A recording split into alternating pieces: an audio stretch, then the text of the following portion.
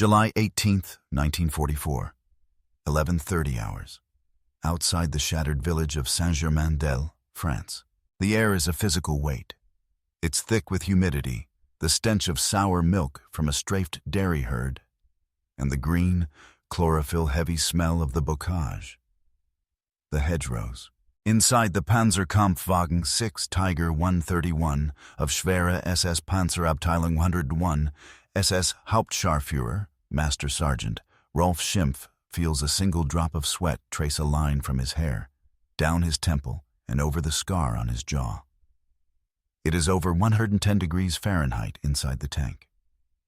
The steel smells of ozone, gun oil, and the faint, unsettling odor of his loader's unwashed uniform. For 3 days, they have sat in this ambush position. A perfectly concealed alcove carved into the base of a 15-foot-high earthen mound. The 80-ton tank is a ghost, its disruptive camouflage paint blending perfectly with the dappled shadows. "Anything?" Schimpf's voice is a low rumble, barely audible over the hungry, throbbing idle of the 700-horsepower Maybach engine. His gunner, SS Unterscharführer Karl-Heinz Franke, is motionless, his eye pressed to the rubber cup of the Turmzielfernrohr 9B optic. Nothing, just more green. The Amerikaner are slow today. Schimpf grunts. He despises this waiting, but he respects the terrain. The bocage is a knife fighter's war, a place where his Tiger's greatest advantage, its long-range 88-meter gun, is nullified. Here, victory is measured in meters, not kilometers.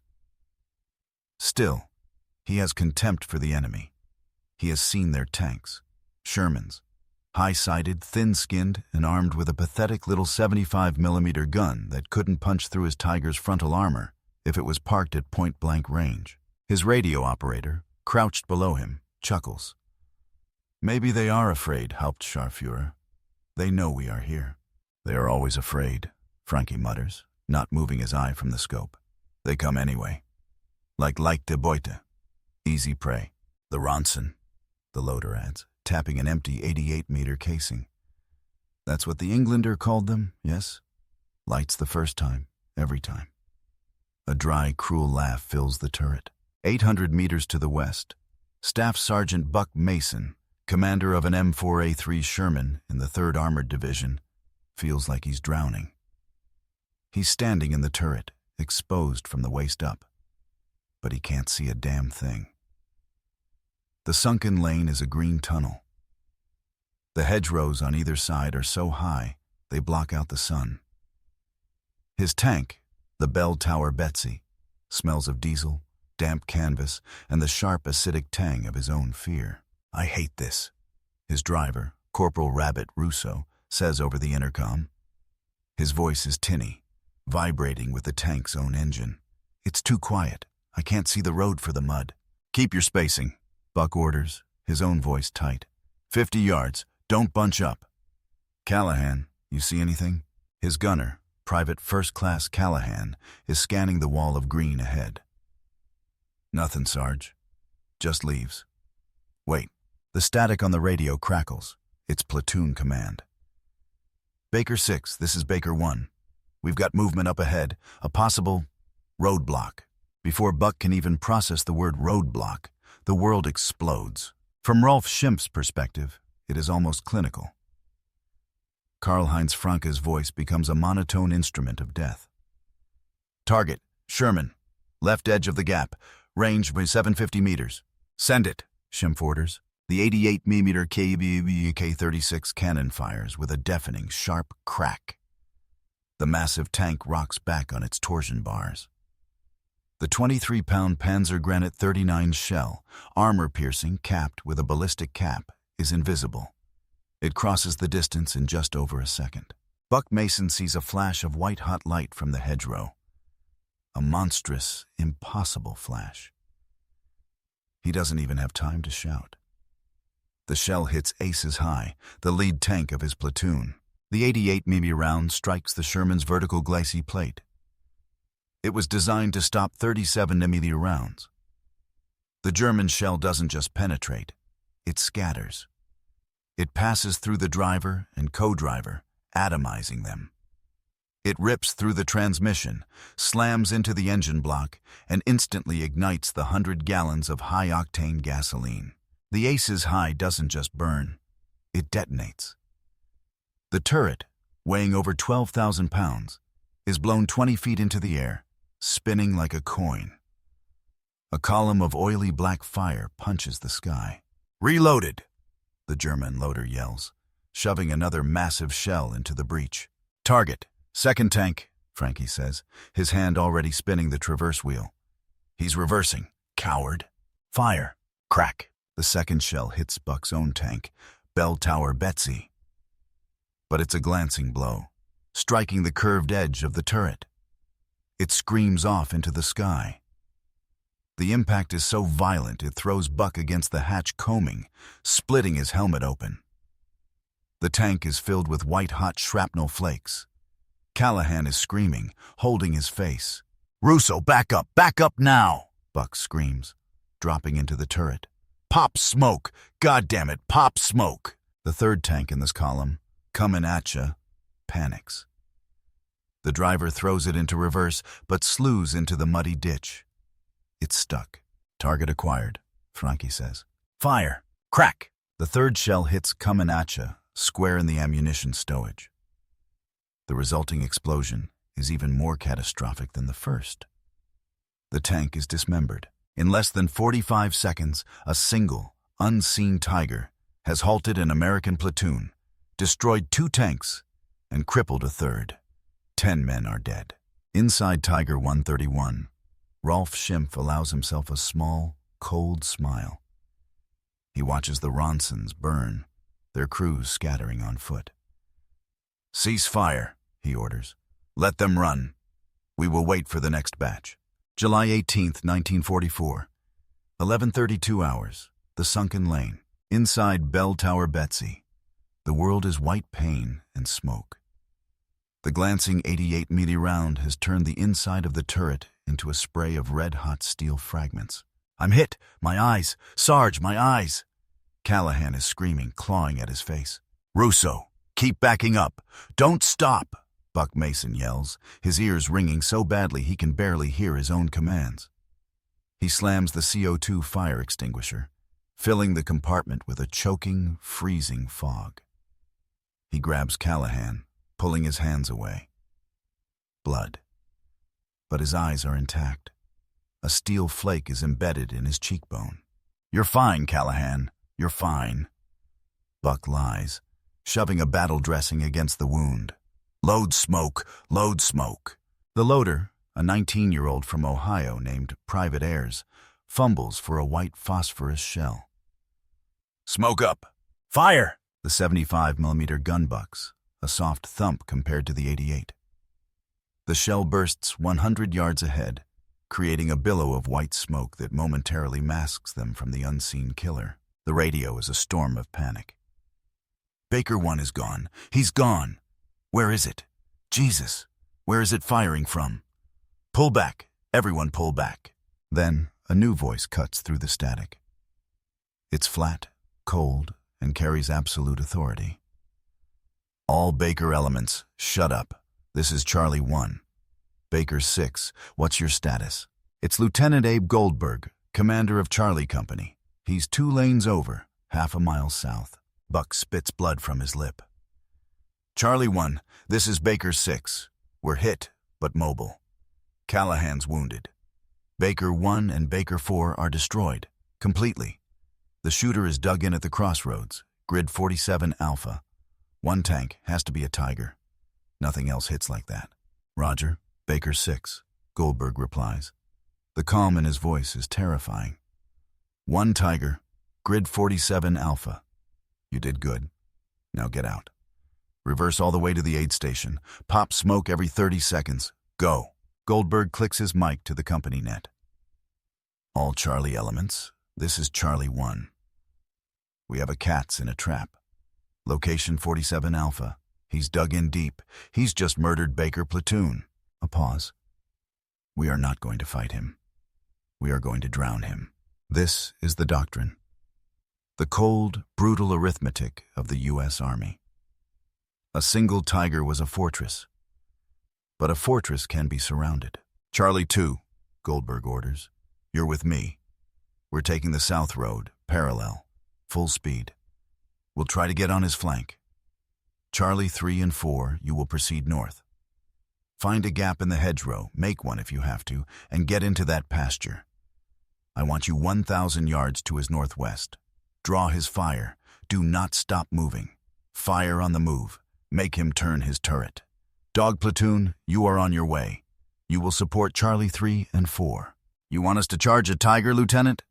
Asks the commander of Charlie 3, his voice tight. I want you to be the bait, Goldberg snaps. America is building 2,000 of these things a month. He has one. Do the math. Move out. Inside Tiger 131, the loader has already replaced the 3 spent shells. The air is foul. Hauptscharführer, the radio operator reports, his head cocked. More engines, many more. To the north, and also to the south. They are moving fast. Schimpf frowns. This is not the cautious, probing advance he expected. They are fools. They will come into the open. North! Frankie the gunner shouts. Movement in the field. 2, 3 tanks. They broke through the hedge. Range, 1,000 meters. Schimpf looks through his own optics. 3 Shermans, plowing through a wheat field, firing their little guns as they come. Puffs of smoke, and seconds later, the rounds ping harmlessly off the Tiger's 100mm thick frontal plate. Amateurs, Schimpf scoffs. Franca, take the lead. Target acquired. The 88 fires. Crack. The lead Sherman, Charlie 3, doesn't even slow down. The shell screams over its turret. The American gunner is traversing, but the Tiger is too far. The angle too extreme. Miss, Frankie growls, correcting his aim. Loaded. Fire. Crack. This time the shell hits. It punches straight through the Sherman's transmission, and the tank lurches to a halt, smoke pouring from its engine deck. The crew bails out, running for the hedgerow. Second target, Frankie says, beginning the slow traverse.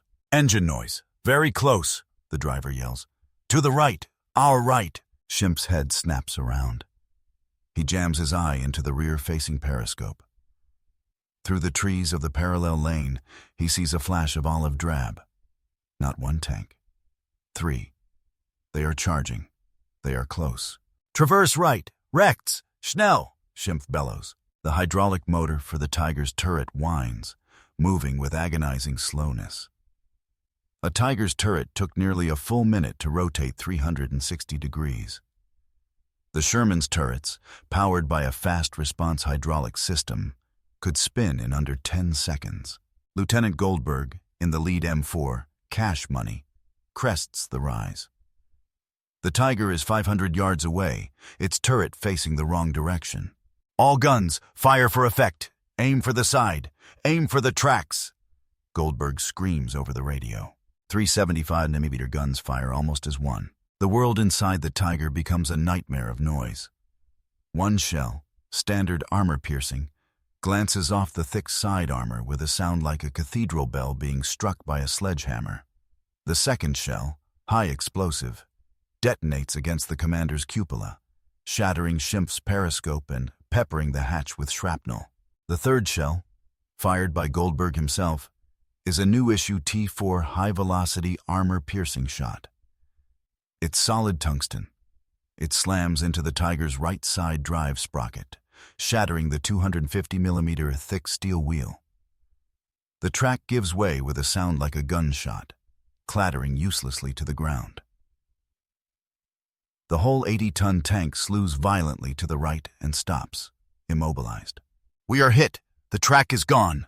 The driver screams, his voice cracking. We can't move! Schimpf feels a cold knot in his stomach. He looks north. 2 more Shermans are still in the field, firing. He looks south. 3 Shermans are reloading, preparing for another volley. His Tiger, the apex predator, is now a stationary steel coffin. The Ronsons had lit the trap. Frankie! Schimpf snarls, his arrogance replaced by focused rage. The tanks to the south. Destroy them. Start with the leader. Now. July 18th, 1944. 11:36 hours. The crossroads at 47 Alpha. The Tiger's turret whine intensifies to a high-pitched scream as the hydraulic motor strains to turn the massive cannon. For the crew of Cash Money, it is the sound of a countdown. He's traversing! Reloading! Goldberg's gunner yells, his voice high-pitched. Sarge, we gotta move. That 88 is coming around. Hold your ground, Goldberg orders, his eyes fixed on the German tank. He drops his own microphone, grabs the .50 caliber machine gun's butterfly grips, and squeezes. Rake him! Blind him! Everybody, fire! A storm of steel erupts. Goldberg's .50 cal tracers slam into the Tiger's vision slits. The other two Shermans open up with their main guns and coaxial machine guns. It's a hailstorm of lead and high explosives. The rounds do nothing to the Tiger's armor, but the noise inside the German tank is apocalyptic. Inside Tiger 131, it's as if they've been dropped into a steel drum being beaten by giants. Pang, pang, pang, clang, boom. The He rounds bursting on the glacis plate make the whole tank shudder. A .50 cal round finds the shattered periscope hole and explodes inside Schimpf's cupola, showering him with metal fragments. He's blind. The commander's optics are gone, Goldberg shouts, spitting a piece of spent gunpowder from his teeth. Target acquired, Franke yells inside the Tiger, ignoring the chaos. He is a professional. He finds Goldberg's Cash Money in his auxiliary sight. Fire! Schimpf screams, blood running from a cut above his eye. Crack! The 88mm shell leaves the barrel at 2,600 feet per second. But in the half-second it takes to fire, Goldberg's driver, spooked by the traverse, has already twitched the tank into reverse. The shell, aimed for center mass, instead finds the tank next to him, Calamity Jane. The 88mm shell hits the Sherman just below the turret ring. It bores through the 2-inch side armor as if it were plywood. The round passes through the turret basket, severs the gunner's legs, and detonates the 75mm ammunition stored in the sponson. The resulting explosion is a horrifying, instantaneous orange-white blossom. The Sherman's hull splits open at the seams. Jane is gone! Oh God, they're gone! Goldberg's loader whispers, making the sign of the cross. He reloads in 7 seconds, Goldberg yells, his voice raw. Keep firing. Don't let him breathe. Charlie 4, move. Get on his ass. North Group, where are you? From the north, the 2 remaining Shermans of Charlie Platoon, Charlie 4 and the one whose crew bailed out, are now joined by Dog Platoon. 4 more tanks. They see the smoke. They see the burning wrecks. And they see the Tiger, stuck in the mud, its turret facing south. Dog leader to all dog elements. A new calm voice comes over the net. That's our target. Form a line. We are advancing. Fire as you go. 1 round he, 1 round AP. Keep him spinning. Schimpf, inside the Tiger, is going mad. Target to the north, his loader screams, peering through a vision slit. More tanks. 4, no, 5 more. They are in the open. Turn the turret, Schimpf orders. Which way? Franke yells back, his hands stained with hydraulic fluid. The ones in the south are still firing. This is the doctrine. This is the swarm. The Tiger, a duelist, is being street-brawled. It can only kill 1 tank at a time. The Americans can lose 4 and keep coming. Goldberg sees the Tiger's turret begin to turn north. He's distracted. All Charlie tanks, forward. Close the distance. Hit him in the side. Hit him in the tracks, the engine deck, anywhere. Cash Money lurches forward, firing its 75mm. The shell bounces harmlessly off the Tiger's flank. The Tiger's 88 fires again, crack, at the northern group. It misses, the shot going high as the tank is rocked by an HE shell from the south. The 2 groups are now less than 600 yards apart, with the Tiger stuck between them. It's a medieval execution. The tank is being pelted from 2 directions by 7 Shermans. I can't see, Franke screams, as another HE shell plasters his optic with mud and shrapnel. The glass is broken. Use the barrel, Schimpf orders. Point and fire. But a new tank is emerging from dog platoon. It's an M4A3 76 WW. It looks different. The turret is sleeker, the barrel longer, with a prominent muzzle brake.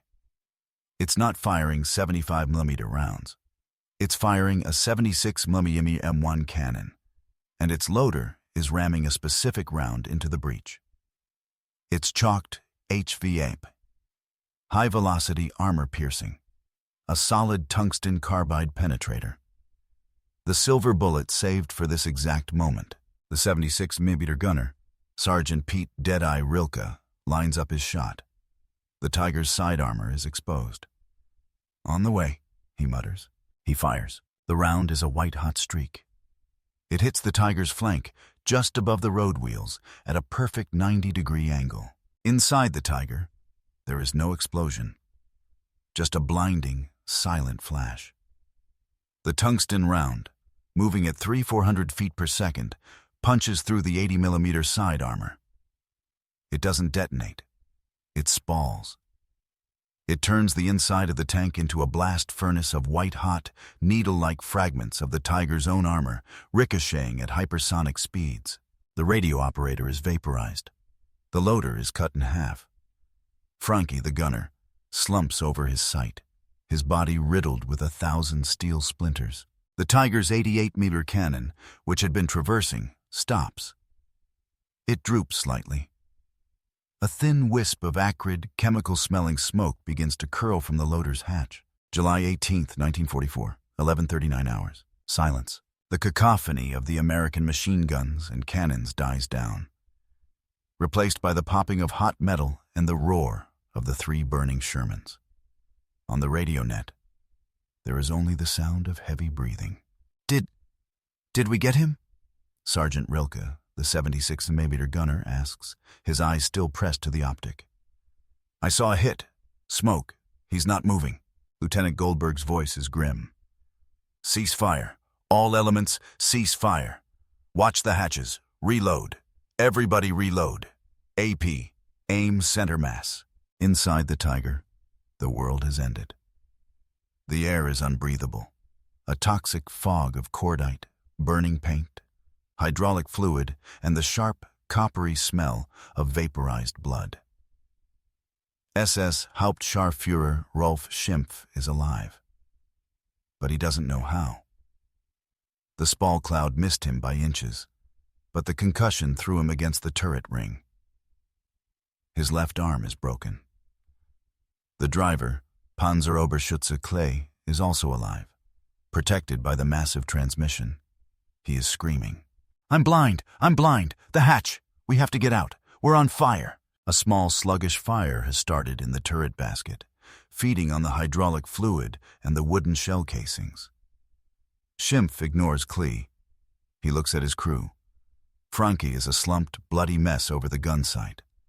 The loader is gone, just a torso. The radio operator's station is a ruin. The rage is so pure, so cold, it burns away Schimpf's fear. He is a knight, and his armor has been broken by peasants, by factory workers. Shut up! Schimpf snarls at Klee, his voice a hoarse whisper. He grabs the manual traverse for the commander's machine gun. It's useless. The entire electrical system is dead. The tank is a steel box, an 80-ton tomb. It's over, he says, more to himself than to the driver. Klee, bail out. Rouse, rouse. Schimpf unlatches his commander's cupola. It's heavy, the mechanism damaged. He puts his good shoulder into it, pushing it open an inch. A single .50 caliber round, fired by Goldberg himself, smashes into the hatch, striking a periscope block. The thwack echoes inside the hull like a hammer blow. Schimpf is thrown back down, his face peppered with glass shards. They're waiting for us, Klee whimpers, fumbling for his MP40. They're going to kill us. Die on your feet, you swine, Schimpf growls. He kicks the loader's hatch open with his boot. The wisp of smoke becomes a greasy plume. Hatch! Loader's hatch is open, calls the gunner in cash money. Do not fire, Goldberg orders. His voice is ice. He's watching through his binoculars. Wait for it. This is the part that isn't in the manuals. The crews of the Ronsons had learned a bitter lesson. A bailed-out Panzer crew was the most dangerous thing on the battlefield. They were veterans. They were experts. If they escaped, they would be given a new King Tiger in a week and would be back doing the same thing. The unwritten rule of the armored divisions, from Normandy to the Rhine, was simple. No prisoners, not from a tank.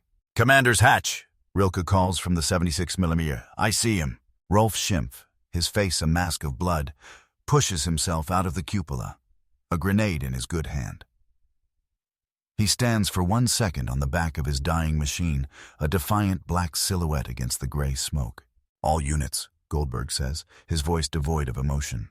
Fire. It is not a battle. It is an execution. 7 Shermans and their 5 surviving 50 caliber machine guns open up. They are not aiming at the tank. They are aiming at the hatches. Hundreds of rounds per second converge on the Tiger. The air is ripped to shreds by tracers. Schimpf is hit by 30 rounds in the same instant. He doesn't fall. He is disintegrated, thrown from the turret in a red spray. Klee, the driver, tries to scramble out of the radio operator's hatch on the hull. He is halfway out when the stream of 50 cal rounds finds him, pinning him, lifeless, to the steel plate. For 30 seconds, the storm rages, long after any sign of life has vanished. The Shermans are scouring the Tiger with machine gun fire, methodically, furiously, repaying every lost friend, every burned-out tank, every moment of sheer terror. Then, silence. Cease! Fire! Goldberg says, his voice shaking for the first time. He lowers his binoculars. The Tiger 131 is silent. It is pockmarked, scarred, and smoking, dead. Goldberg looks at the scene. To his left, the catastrophic molten wrecks of Aces High, Kamenacha, and Calamity Jane. 15 of his men, dead or wounded. In front of him, a single German tank, which had held them all at bay. Charlie 1 to all elements, he reports, his voice thick. Target neutralized. I say again, target is neutralized. We got him. He looks at the smoldering Tiger. The Ronsons had done their job. The jokes were over. The German tankers had learned in their final moments the terrible industrial power of a swarm.